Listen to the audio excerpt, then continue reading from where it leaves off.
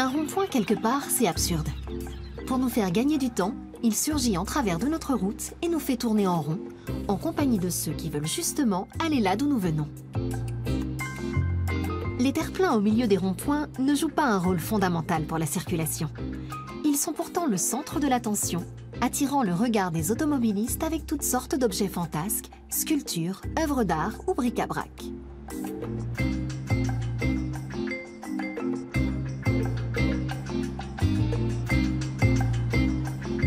Cet art giratoire, que propose-t-il à ceux qui le contournent à la hâte? Quel est son message? Leur rappeler que l'important n'est pas le but, mais le chemin?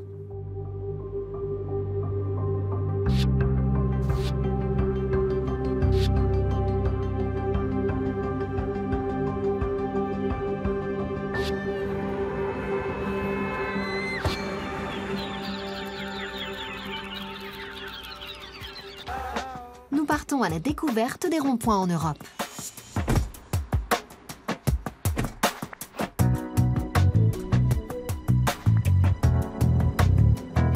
Première étape, la France. L'Hexagone est champion du monde de ces dispositifs visant à fluidifier le trafic. Ils y seraient plus de 50 000. Le chiffre donne le tournis.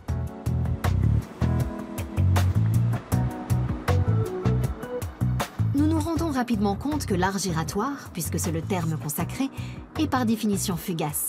Pas question de détourner le regard de la route. Fahren Sie den Kreisverkehr herum, zweite Ausfahrt.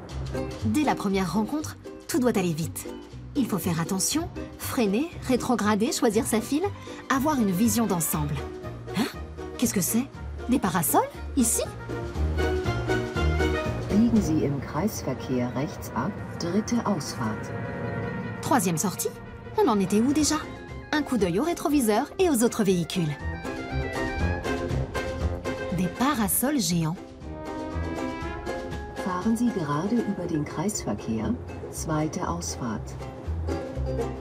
C'est vraiment de l'art? Biegen Sie im Kreisverkehr rechts ab, erste Ausfahrt. Clignotant. On sort et déjà le décor balnéaire s'éloigne dans le rétroviseur. On n'en saura pas plus.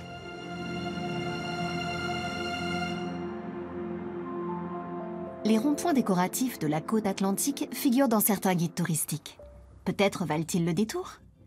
Alors pour changer de la plage, pourquoi ne pas faire un petit tour sur la route des ronds-points? Si on ouvre l'œil, on découvrira tout un éventail d'œuvres d'art exposées en fonction de décisions locales. Ces installations sont l'œuvre de Jean-Luc Play. En tout, il a créé plus de 40 ronds-points. Dans le milieu de l'art giratoire, c'est une véritable star. La Charente-Maritime, c'est le numéro 1 en France pour le tourisme. C'est le soleil, la mer et le cœur des gens. Eh bien, c'est ici qu'on m'a donné la première chance pour faire un rond-point. Le tonneau d'Archiac a été la toute première œuvre de Jean-Luc Play destinée à un rond-point. Il tient beaucoup au principe d'un art gratuit et visible par tous. Et comme les ronds-points, il souhaite entraîner dans la ronde chaque usager de la route.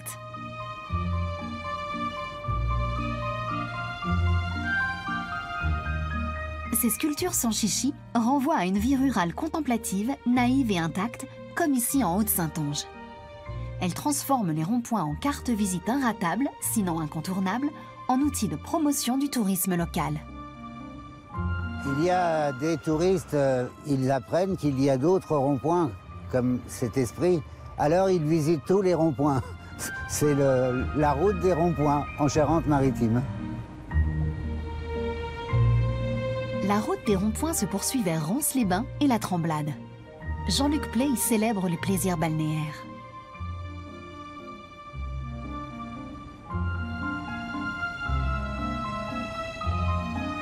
La commune a deux noms. Les deux villages partagent le même rond-point. Et le maire était fatigué d'avoir tous les jours le personnel pour nettoyer le rond-point. Et moi, je lui ai dit, pour ne plus jamais entretenir le rond-point, on va tout raser. tout à la poubelle. Et vous me faites confiance.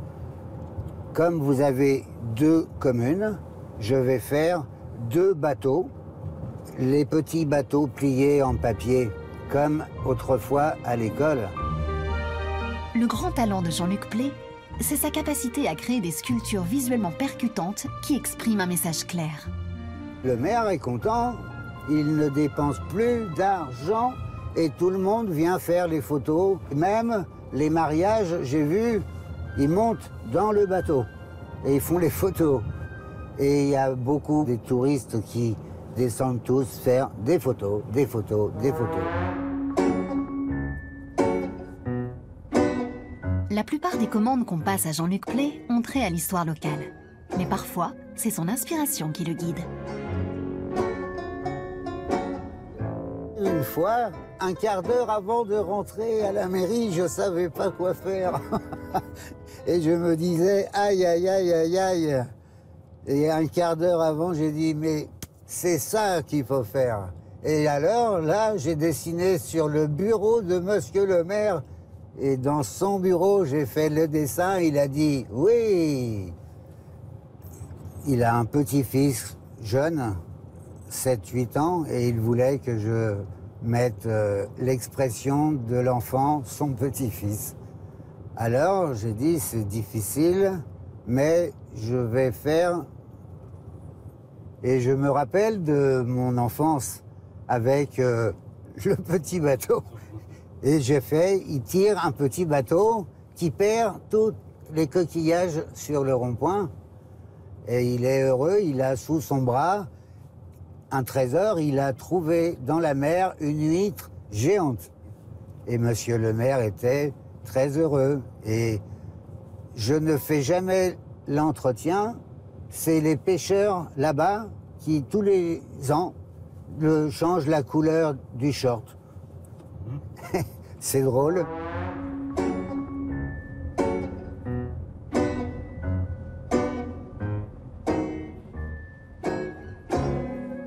Pour la commune de l'Aiguille, Jean-Luc Play a érigé un monument à l'élevage des huîtres.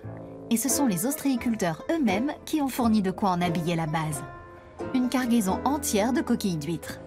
Le cercle vertueux du recyclage.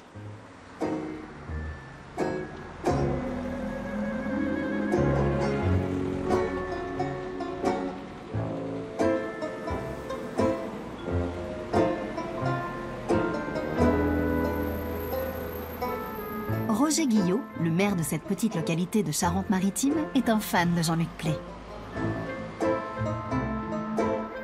Voilà, c'est une très belle carte de visite pour la commune. L'huître représente vraiment tout le bassin de la Seudre. Sur le plan économique, sur le plan touristique, la visite des cabanes, tout ça. Et en plus, pour nous, petit village, c'est tout un symbole. C'est vraiment exceptionnel, voilà, et qui met en valeur notre petit village. Dans la région, beaucoup d'élus apprécient les sculptures en polyuréthane de Jean-Luc Play.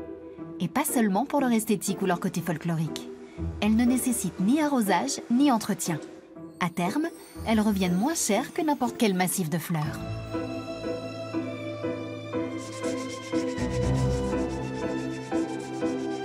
Ça, faut y aller, c'est solide.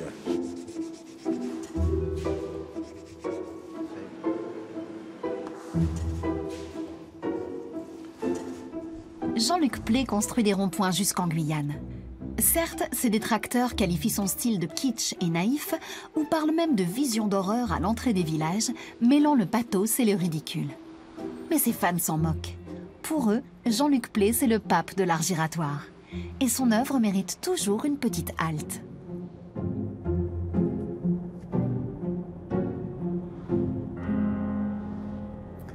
Rêver, c'est très utile, ça fait travailler l'imagination. Et les gens qui rêvent sont heureux.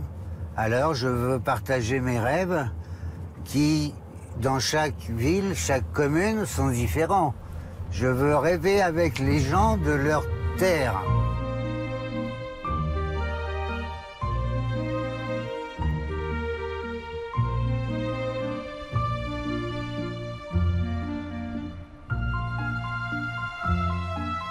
Le plus photographié parmi les ronds-points de Jean-Luc Play se trouve à Lorignac. Pas uniquement parce que la circulation y est importante, mais aussi parce que l'artiste a rendu un hommage savoureux à la grande spécialité du cru.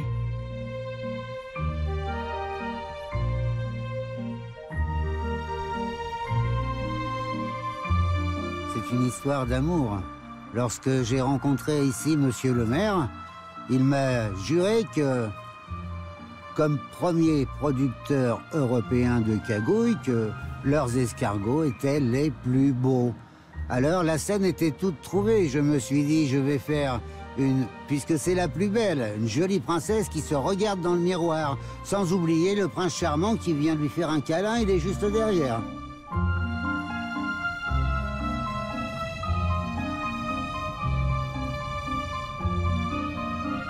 Fahren Sie den Kreisverkehr herum.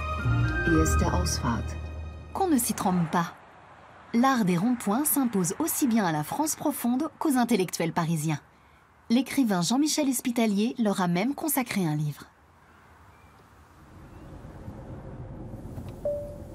C'est quand même un objet assez minimal, une forme ronde, hein, comme son nom l'indique. Donc c'est une forme assez féminine, hein. C'est aussi bombé comme un sein, enfin, quelque chose de très attrayant, de très doux, de très rassurant. La vitesse y est modérée en général, donc en plus il n'y a pas ce côté violent par exemple de l'autoroute ou de la route nationale. C'est en 1905 à New York que le tout premier rond-point entre en service. En raison de l'augmentation du trafic, il faut rendre les croisements plus sûrs et plus fluides. 2 ans plus tard, Paris s'y met à son tour. C'est la place de l'Étoile avec l'Arc de Triomphe en son centre.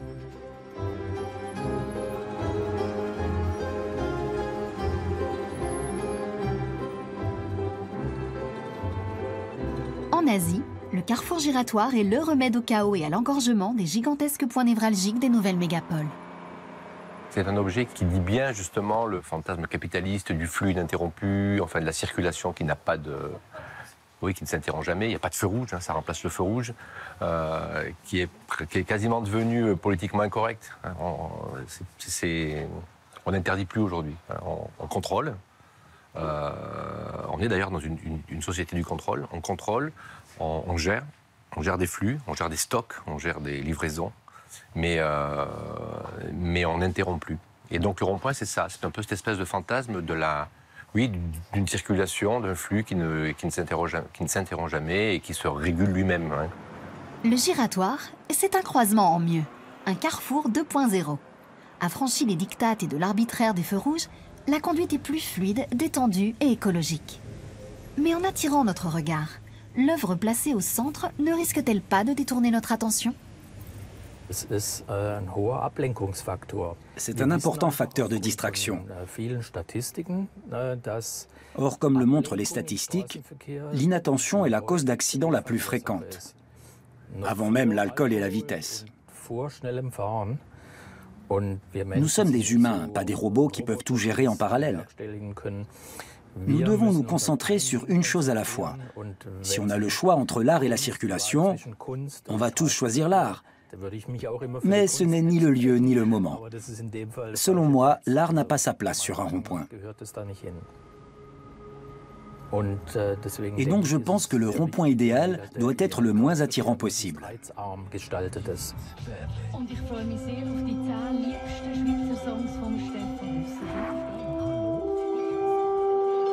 C'est actuellement en Suisse que les métamorphoses de rond-point sont les plus nombreuses. La Confédération est devenue un haut lieu de l'art giratoire. Friederike Schmidt est spécialiste de l'art dans les espaces publics. On lui doit quelques-uns des aménagements de rond-point les plus connus de Suisse, pays où elle est aujourd'hui l'une des premières interlocutrices des communes pour ce type de projet. Les communes ont compris que ce qu'on mettait au centre du rond-point avait son importance, que ce n'est pas avec des massifs de fleurs qu'elles pourront se démarquer, mais qu'il est plus intéressant de choisir un décor emblématique. En gros, montre-moi tes giratoires, je te dirai qui tu es.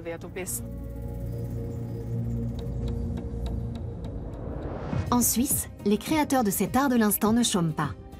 Les Helvètes adorent les giratoires. En tout cas, ils en ont de plus en plus. Ici aussi, la mobilité est une composante fondamentale de la société moderne. Fahren Sie den Kreisverkehr herum, dritte Ausfahrt. La commune d'Amrisville, au bord du lac de Constance, envisageait d'orner son nouveau rond-point de stèles de béton peintes. Mais le projet a tourné court. Une nuit, des taureaux en slip ont investi le terre-plein central. Un fabricant local de sous-vêtements avait profité de cet espace vacant pour se mettre en avant.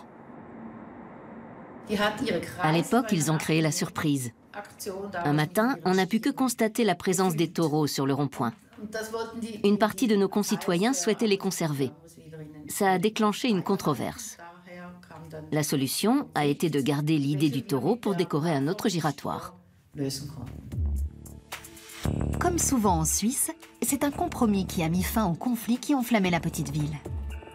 Les publicités étant interdites au centre des ronds-points, les taureaux en sous-vêtements ont été transférés un peu plus loin en bord de route sur le site de l'entreprise.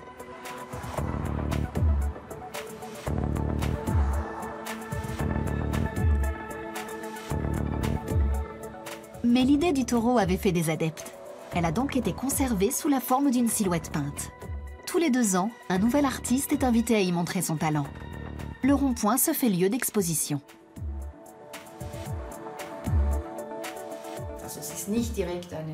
Ce n'est pas une galerie à proprement parler. Nous nous efforçons d'y mettre des œuvres qui peuvent plaire au plus grand nombre. Mais il y a une alternance. La commune met en avant la richesse de sa vie culturelle. Et donc elle se doit d'offrir une plateforme aux artistes de la région. Je pense que l'art doit interpeller et inspirer. C'est son objectif. Souvent, ceux dont il éveille l'intérêt viennent le revoir ou posent des questions.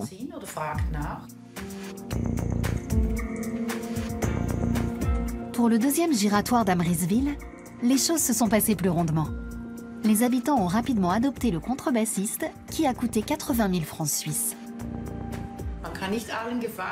On ne peut pas plaire à tout le monde, mais il y a beaucoup de gens qui trouvent ça très positif et qui sont contents qu'Amrisville ose faire les choses en grand.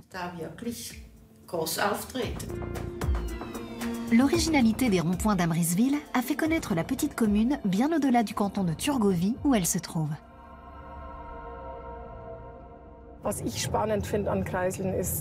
Ce que je trouve particulièrement intéressant avec les ronds-points, c'est qu'ils échappent encore au contrôle des instances fédérales. On est vraiment libre de demander à toutes sortes de gens, artistes et artisans locaux ou autres, d'y créer des œuvres qui racontent des histoires. Friederike Schmidt a établi une typologie des œuvres d'art ornant les ronds-points. Cette approche porte un regard ordonné sur la prolifération anarchique des giratoires. Le rond-point nature. Celui-ci semble né de la rencontre d'un jardinier et d'un architecte. Le rond-point technologique, comme celui-ci, ne fait pas que canaliser le trafic. Il produit aussi de l'électricité solaire. Plus près des montagnes, les décors à la Heidi se font nombreux. Signes distinctifs, les armoiries, les fleurs des Alpes ou les fontaines. Les ronds-points publicitaires. Une catégorie paradoxale puisqu'elle est en principe interdite. Mais quand l'industrie locale sponsorise un rond-point, elle fait en sorte d'être mise en valeur. Ou tout du moins évoquée, comme avec cette allégorie dédiée à une marque suisse de boissons. Le rond-point décoratif est très répandu.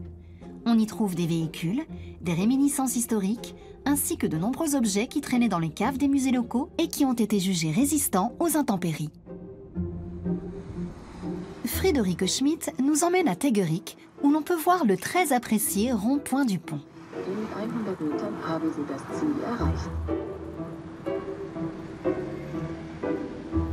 Deux artistes ont réutilisé les pièces métalliques d'un ancien pont pour rendre hommage à ce vénérable ouvrage qui reliait naguère les 2 berges de la rivière.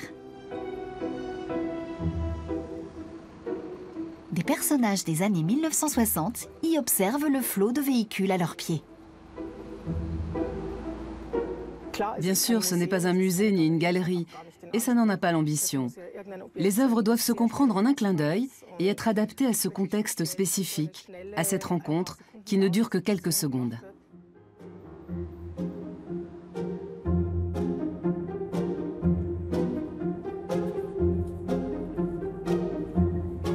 En Suisse, les budgets dévolus à l'art giratoire sont en augmentation.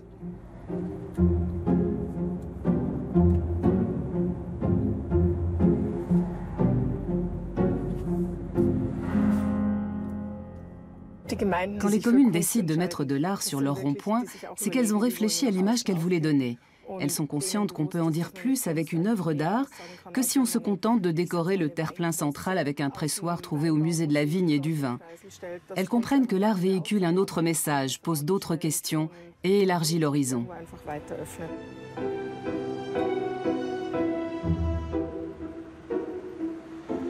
Trois chouettes veillent sur la commune de Wieden, dans le canton d'Argovie.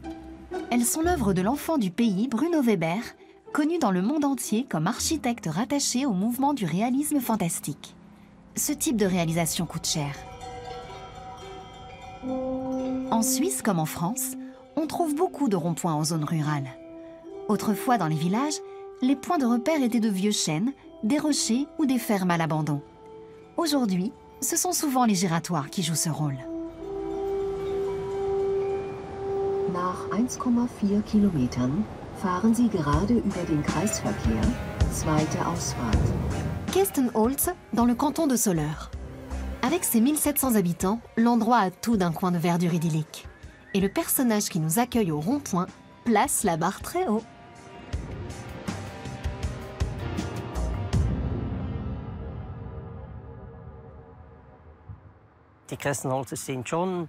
Nous, à Kestenholz, on forme une petite communauté. Et on est fiers. On est fiers de nos traditions, de nos fêtes, et sans doute aussi un peu fiers de nous.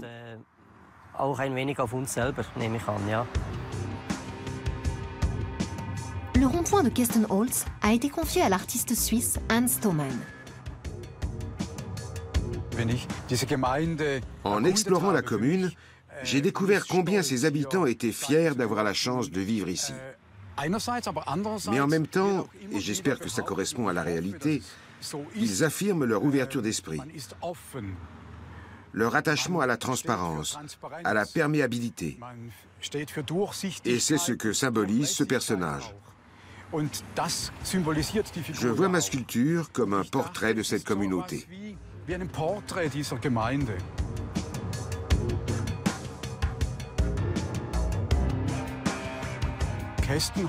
Le nom du village signifie bois de châtaignier. Il m'a semblé évident qu'on pouvait partir de là pour raconter une histoire symbolique. Chaque feuille représente un habitant de la commune. Et la sculpture s'intitule « Nous sommes de Kestenholz ». Point.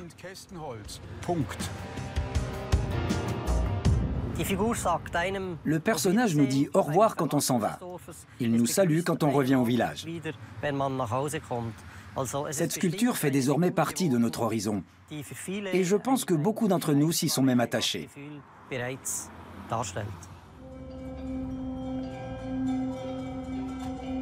Et de fait, lorsque nous sortons du village, la sculpture semble prendre congé au nom de tous ses concitoyens. Friederike Schmidt tient à nous montrer un autre rond-point suisse dont la décoration tient dignement son rôle d'aménagement routier, mais pourrait aussi avoir sa place dans un musée. À quoi peut-il bien ressembler? C'est le giratoire de Butzberg, dans le canton de Berne. Il a été sponsorisé par un fabricant de verre de renommée européenne. Un rond-point a été aménagé devant les portes de l'entreprise. Je les ai contactés et nous avons organisé un concours. Nous avons élaboré les consignes ensemble. Bien sûr, la condition était que le verre y occupe une place majeure. Le concours a été remporté par l'artiste Kostas Varotsos. Comme il s'agit d'une entreprise à dimension internationale, il allait de soi que le concours ne devait pas être local, mais s'adresser à des artistes de tous les pays.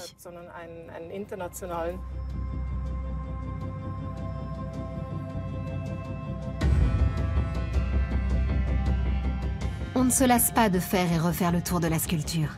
Le moindre changement de perspective, la moindre variation de la lumière fait naître de nouvelles merveilles. Nous n'avons pas le temps d'avoir le tournis que déjà le soleil se couche. Nous repartons sur ce beau souvenir et quittons la Suisse.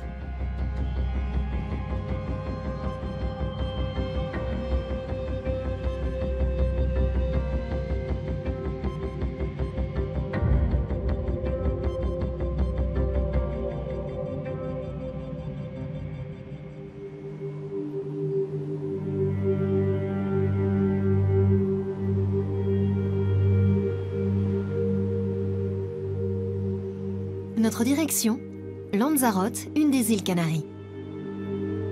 Un quart de cette terre volcanique est couvert de lave solidifiée et rugueuse.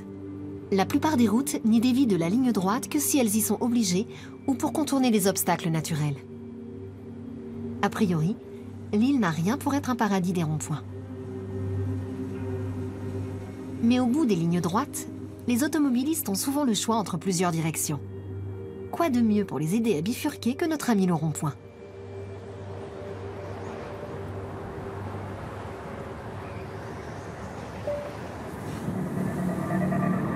César Manrique, mort en 1992, était originaire de Lanzarote. Visionnaire et charismatique, le célèbre architecte et artiste pluridisciplinaire a joué un rôle déterminant dans l'évolution de l'île. Il avait donné un but à sa vie, faire sortir Lanzarote du 19e siècle et de la pauvreté et la hisser vers la modernité. Il a œuvré à cette mission en tant qu'architecte, peintre, sculpteur, paysagiste, mais aussi comme créateur de ronds-points.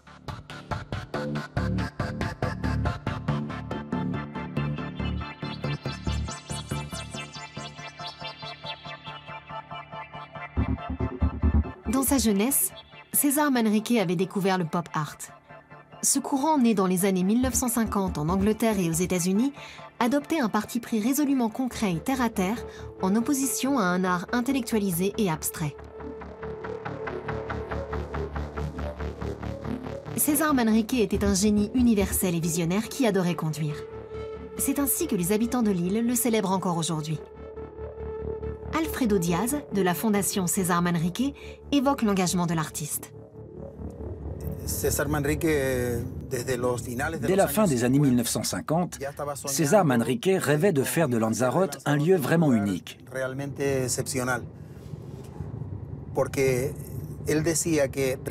D'après lui, il suffisait de respecter le patrimoine naturel et culturel de l'île et de le traduire en termes modernes pour que Lanzarote devienne une île exceptionnelle.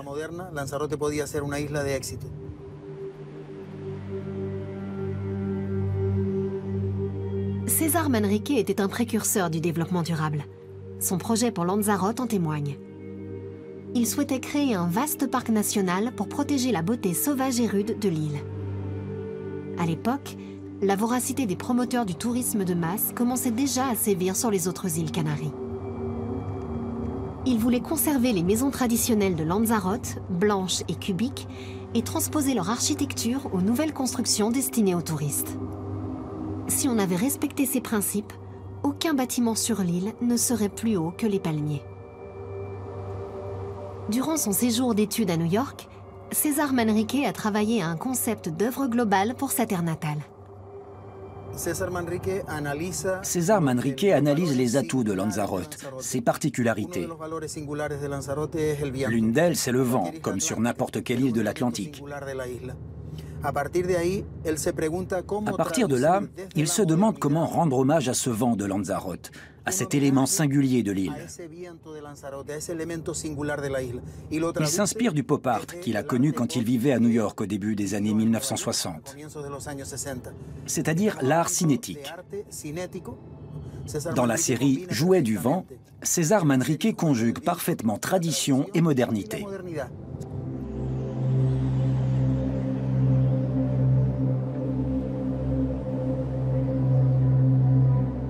S'inspirant des moulins à vent traditionnels, qui à son grand regret avaient presque tous disparu, l'artiste a créé de gigantesques sculptures cinétiques.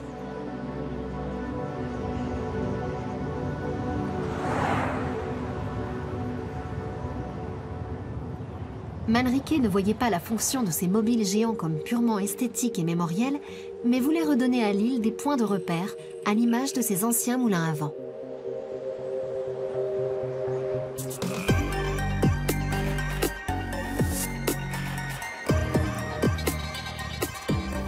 Pour ses jouets du vent, il choisit des emplacements stratégiques, des ronds-points, et crée ainsi de nouveaux repères visuels qui se détachent du paysage. Sur un rond-point près de San Bartolomé, cette œuvre de Manrique ressemble à un jouet coloré qu'aurait oublié un géant de passage. La structure d'acier pèse des tonnes, mais la force incontrôlable du vent transforme ces différents éléments en mobiles d'une grande légèreté.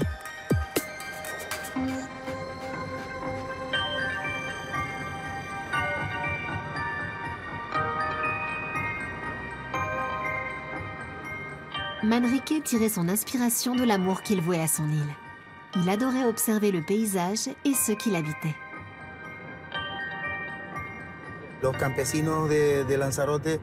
Les paysans de Lanzarote ont appris à domestiquer le vent, à jouer avec. Ils en ont fait un allié qui n'entrave pas leur travail, mais le favorise. Ce paysage est constitué de sable transporté par le vent. Il vient du nord de Lanzarote, de la mer. Il traverse l'île et fertilise toute cette zone. Il bonifie les sols et retient l'humidité. À sa façon, le paysan joue avec le sable. Il joue avec le vent. César Manrique lui rend hommage en jouant aussi avec le vent, mais avec une approche moderne.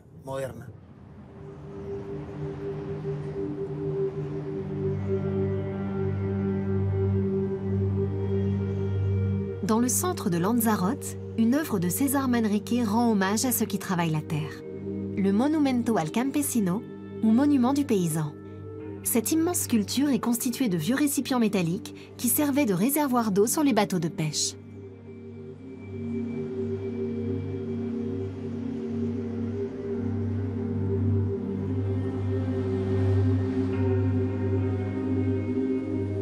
Au pied de la sculpture, nous découvrons des constructions en arc de cercle comme on en voit beaucoup sur l'île.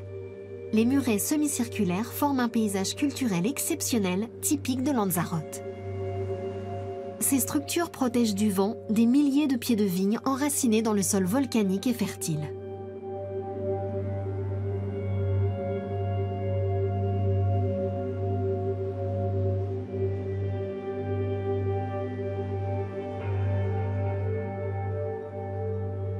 En 1964, une exposition du Musée d'Art moderne de New York célèbre l'architecture singulière des paysages viticoles de Lanzarote.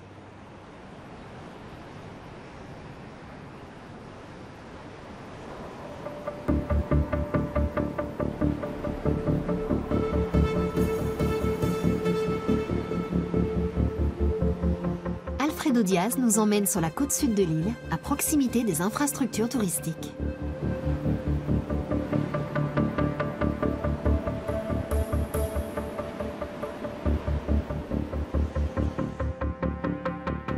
Avec les usines à touristes, sont arrivés les ronds-points décoratifs.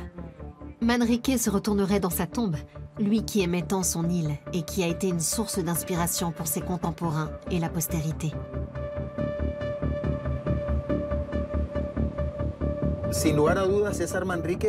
Il n'y a pas de doute, César Manrique a inspiré de nombreux artistes, et pas seulement à Lanzarote.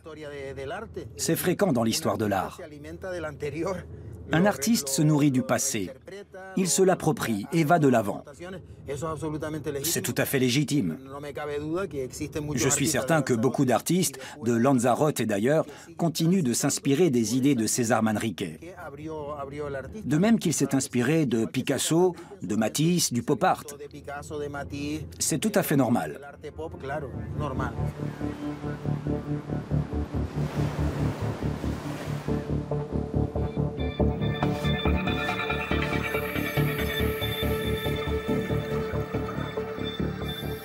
Jason de Kersteller s'inscrit dans la lignée du grand César Manrique. Mais alors que celui-ci se concentrait sur l'île proprement dite, le sculpteur anglais s'est intéressé à un nouvel espace de création artistique, les fonds marins.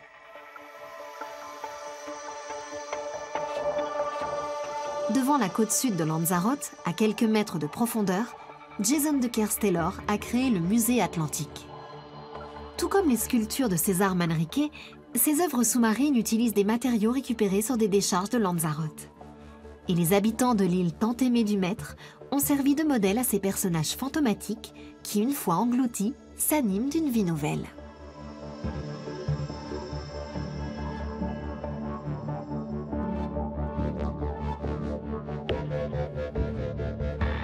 Ici aussi, dans le monde sous-marin du Musée Atlantique, on retrouve l'omniprésence du cercle.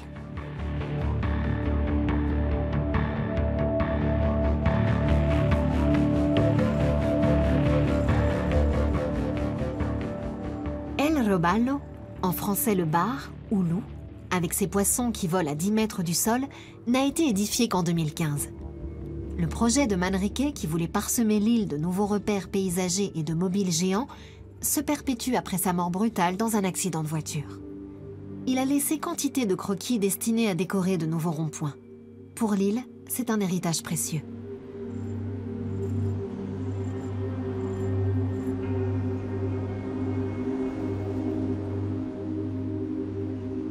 C'est ici que César Manrique a trouvé la mort en septembre 1992, tout près de la capitale de Lanzarote, Arrecife. Du vivant de l'artiste, il y avait non pas un rond-point, mais un croisement dangereux. C'est à cet endroit qu'en rentrant de son atelier, César Manrique est mort au volant de sa Jaguar verte.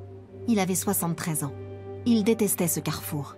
Les plans du nouveau rond-point qu'il avait imaginé et aménagé étaient dans ses tiroirs. Après sa mort, le Phobos a trouvé sa place ici. Ce mobile géant est devenu le plus populaire de la série des jouets du vent de Manrique. Il faut bien voir qu'à l'époque, Lanzarote était une île pauvre, modeste, et qu'elle avait peu de ressources. Alors les matériaux nobles pour construire les jouets du vent allaient forcément faire défaut. Par conséquent, César Manrique utilisait souvent des matériaux de récupération, trouvés ici et là. C'était rudimentaire, et c'est l'un des problèmes de ces mobiles géants, qui ont du mal à résister aux intempéries. Heureusement, les dernières séries ont été conçues avec de nouveaux matériaux bien plus résistants, et qui ont donc une durée de vie plus longue.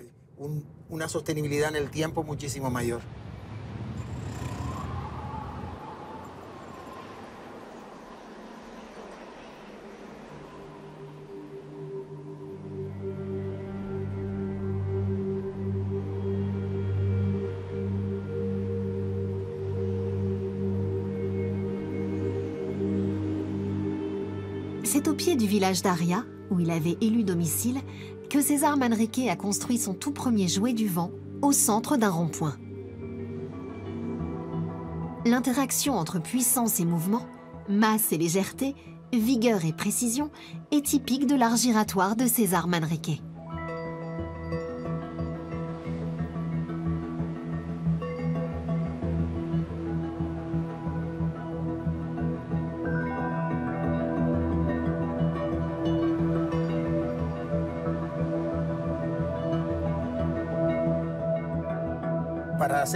Pour César Manrique, le jeu est un élément essentiel.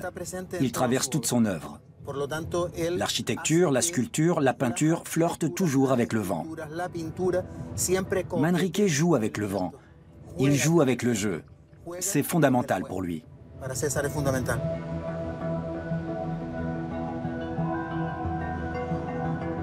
Et c'est poussé par le vent que nous nous éloignons des œuvres du maître de l'art giratoire, avec la certitude que la richesse de ces croquis fera encore émerger bien des mobiles sur les ronds-points des îles Canaries.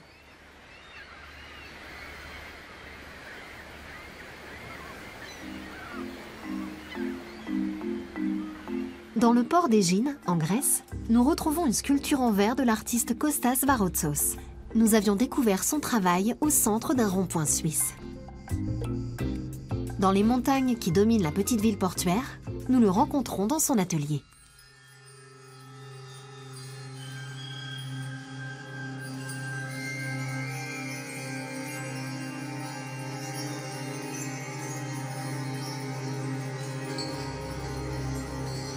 Kostas Varotsos est né à Athènes. L'influence de la mer est omniprésente dans son travail et dans sa vie.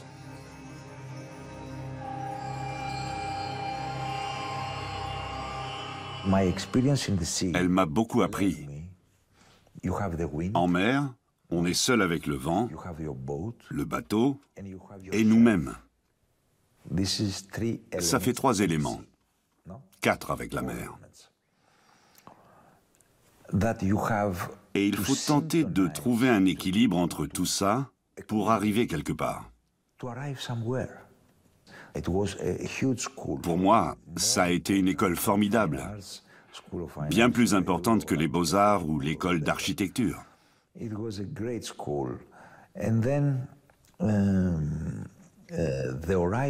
La vision de l'horizon, cette impression de voler qu'on a quand on est en mer, ainsi que l'espace et la lumière, sont constitutifs de mon travail. Dans cet atelier, naissent les esquisses de ces immenses sculptures qui iront animer l'espace public en Europe et aux États-Unis. Son installation, qui transformait les drapeaux en miroirs brisés, a été l'un des sommets de la Documenta 2017. Kostas Varotsos a rencontré son matériau en 1980. On lui avait commandé une sculpture qui devait être placée à Chypre, à la frontière controversée entre les parties grecques et turques de l'île.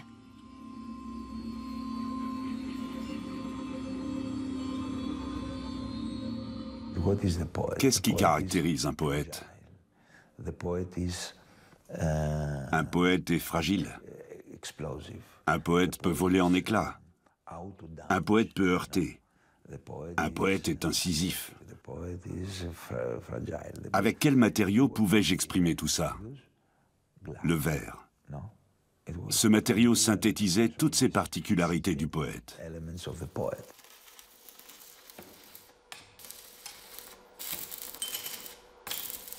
Les œuvres de Kostas Varotsos grandissent en lien avec leur futur emplacement. Pour lui, il est important de sortir l'art des musées et de le situer dans un contexte.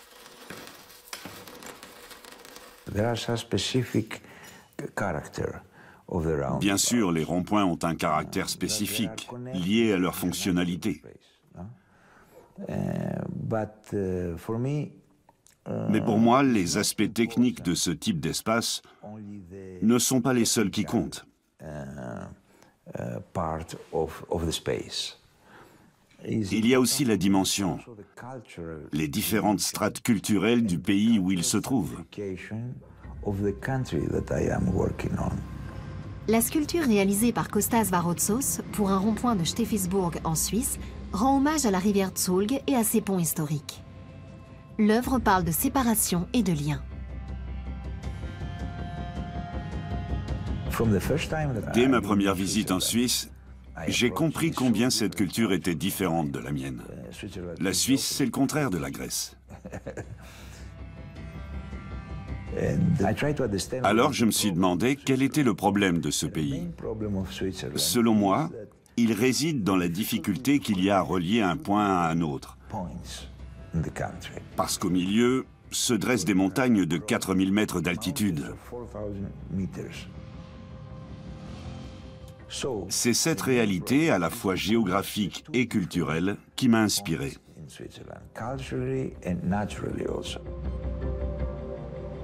La distance et la proximité, le rapport à l'éloignement, c'est sur ces thèmes essentiels en Suisse qu'a travaillé Varotsos lorsqu'il a créé cette sculpture pour un technoparc anonyme près de Lucerne. Le double rond-point, intitulé Tension Energy, est sans doute l'œuvre d'art giratoire la plus exigeante techniquement et la plus coûteuse d'Europe. Bien sûr, j'attache de l'importance au cadre, à la relation entre l'œuvre et son environnement, que ce soit les autres constructions ou les éléments naturels. Et je m'efforce de créer une connexion entre toutes les composantes. L'installation est spectaculaire. Kostas Varotsos y relie une vasque en béton à une aiguille d'acier haute de 25 mètres par un câble d'acier long de 140 mètres. La composition évoque le dynamisme et l'envol. Tandis que la vasque inclinée au sol symbolise la tradition et les structures établies, le câble crée à la fois une tension et un lien dans l'espace. Un équilibre entre le passé, le présent et l'avenir.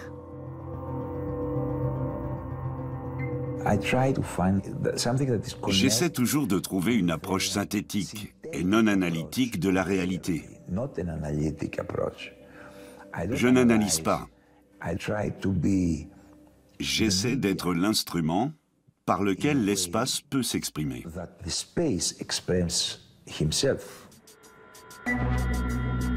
Athènes, la ville natale de Kostas Varotsos. L'influence de l'Antiquité y est si forte que la ville ne s'ouvre que très timidement à l'art moderne dans l'espace public.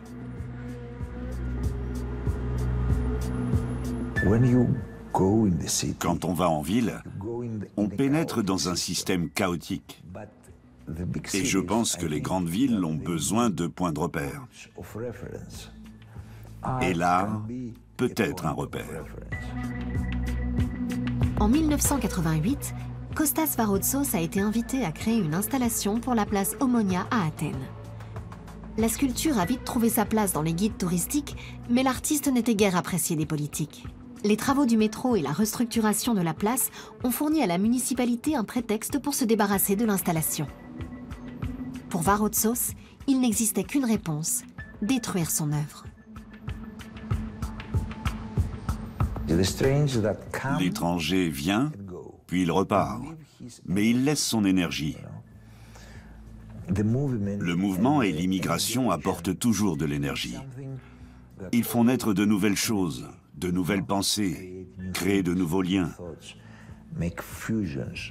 C'est pourquoi tout ce qui se passe en ce moment me rend très triste.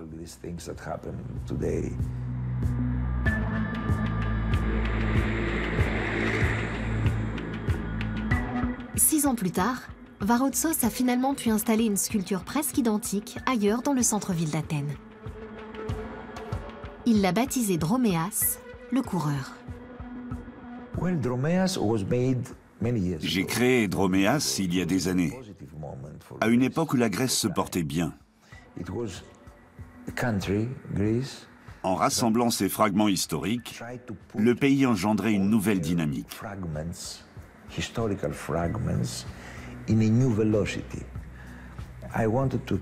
Je voulais exprimer ce mouvement que vivait la Grèce et mettre le maximum d'énergie dans la sculpture, avec toutes ces strates différentes.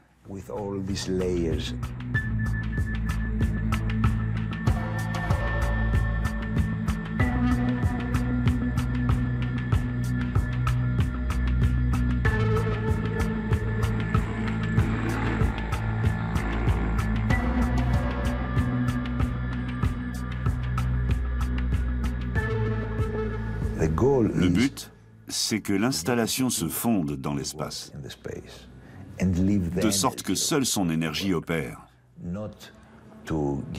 peu importe le matériau. Ce matériau, je le transforme parfois en vent, en eau, en espace ou en lumière. Et c'est précisément ça, l'art. L'art transforme toujours ses matériaux de départ.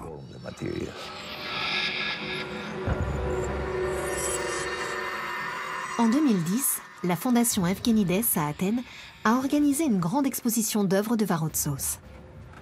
À cette occasion, le planétarium de la ville a projeté Utopia, une vidéo à 360 degrés qui cite diverses créations de l'artiste. Sculptures et formes, mais aussi œuvres d'art giratoire.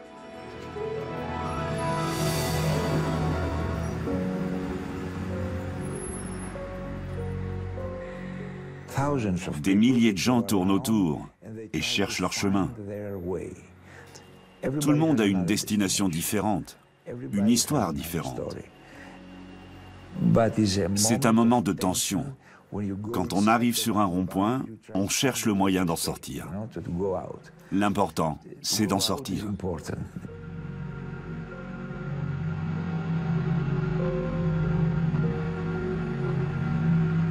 Destiné à fluidifier le trafic routier, le giratoire fait aujourd'hui partie du paysage. Il tient à la fois du paradoxe et de la curiosité. Dans notre monde moderne et optimisé en permanence, il nous force à faire un court détour, le même que d'autres usagers de la route. Et quand il parvient à nous rendre attentifs à quelque chose qui échappe à la seule dimension routière, nous oublions brièvement le temps. Mais même si cela nous fait envie, impossible de s'arrêter sur le rond-point. Nous pouvons tout au plus s'en refaire le tour.